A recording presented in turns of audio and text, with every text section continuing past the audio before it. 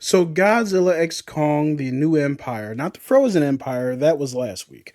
But Godzilla x Kong, the frozen empire, which I just made a joke about and now I'm correcting myself again. So Godzilla x Kong, the new empire, is the newest movie in the monsterverse. This time we have our two main contestants, our two main fighters from the previous movie back in this one. That's Godzilla and that's King Kong. Here's the interesting thing about the movie. I think the title is in the wrong order. I think the names in the title are in the wrong order because really this is King Kong X Godzilla, the new empire. This is very much King Kong's movie. Godzilla is the feature artist.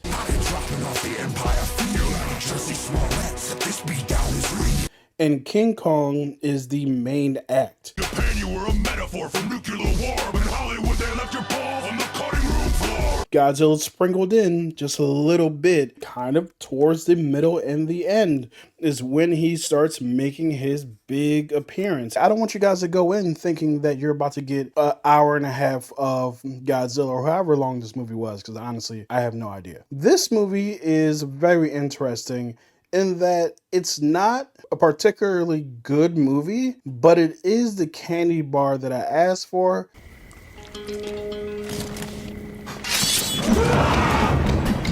兄弟，怎么样？来劲了！ You're not you when you're hungry. In some aspects, and it's really not in other aspects. Obviously, this movie is not one I was expecting a Godzilla -1 type of experience from. I just wasn't, and if you were, congratulations, you played yourself. Even in saying that, I know there's going to be a lot of people who are going to say things like, I wouldn't even watch this movie after watching Godzilla -1. Why would you even waste your time? And I'm like, dog, I like Batman the Brave and the Bold, and I like The Dark Knight Returns, Spider-Man and His Amazing Friends, and I like Kraven's Last Hunt, right? It's fine to be super silly over here and super serious over here. I like steak and I like candy. Specifically, Reese Cups. But anyway, back to the movie. King Kong is in Hollow Earth. He's here to graze, to hang out, to fight off other kaiju-sized animals. He has a semi-peaceful existence up until a situation happens where he has to go back to the surface. It's a toothache.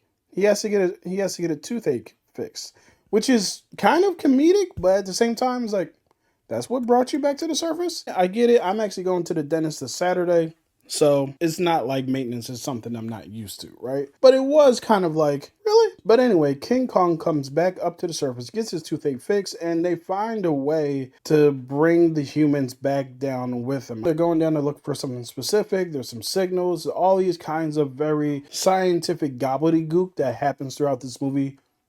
Far too much. What we're doing here is following along this scientific gobbledygook until King Kong runs into the main villain of our movie, Scar King. And he finds Scar King in a different unresearched section of Hollow Earth. King Kong is enamored by all these new ape creatures that he's met. It's a really interesting part of the film. If we were just focused on King Kong, if Godzilla was not in this movie, we could have had a really interesting story because we're doing a lot of interesting things here. I think part of the problem is the need to balance Godzilla and King Kong. Godzilla is just up top on Earth fighting kaiju. They appear, he gets a signal in his mind and say, hey, new challenger. And he just goes, he destroys the city while trying to fight away the kaiju and killing these kaiju. I mean, he murders a lot of kaiju in this movie, which you kind of came to see, right? But he's also destroying the cities, which is a very Godzilla thing to do. My critique of that in this particular movie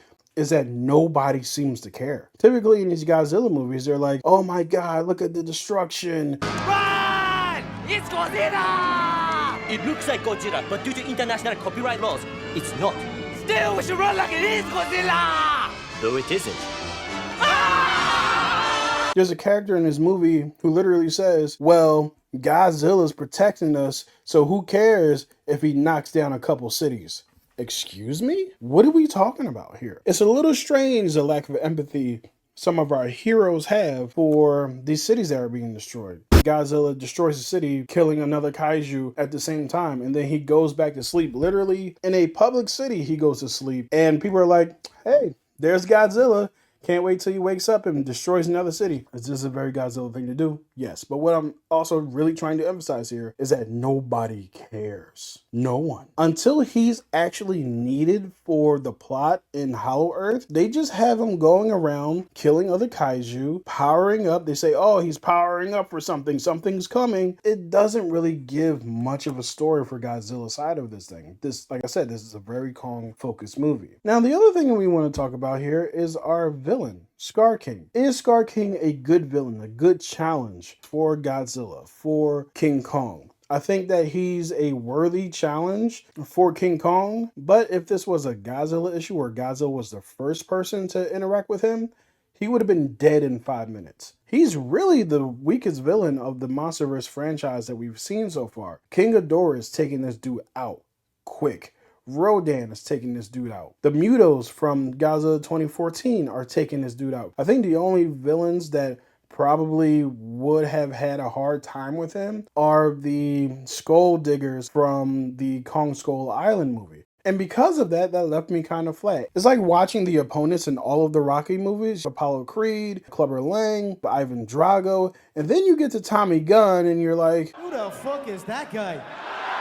Who the fuck is that? Who is this guy? He can't beat Rock. He can't beat the people that Rock beat. This dude is a nobody, and he's just not as intimidating. So if you came here for the fights, you're going to see some cool stuff, but I feel like, for me, I walked away feeling like weak villain, very weak plot, tons of exposition. It was a whole lot of nothing, right? So while I did make the point of wanting the candy, I also feel like not all candy is good. Godzilla versus King Kong, I thought was good. Godzilla X Kong, the Frozen Empire, nope. Godzilla X Kong, the New Empire, the candy's not as good. And the humans, do I really need to talk about them? Because they suck. All of them. Except for the little girl, she's pretty cool.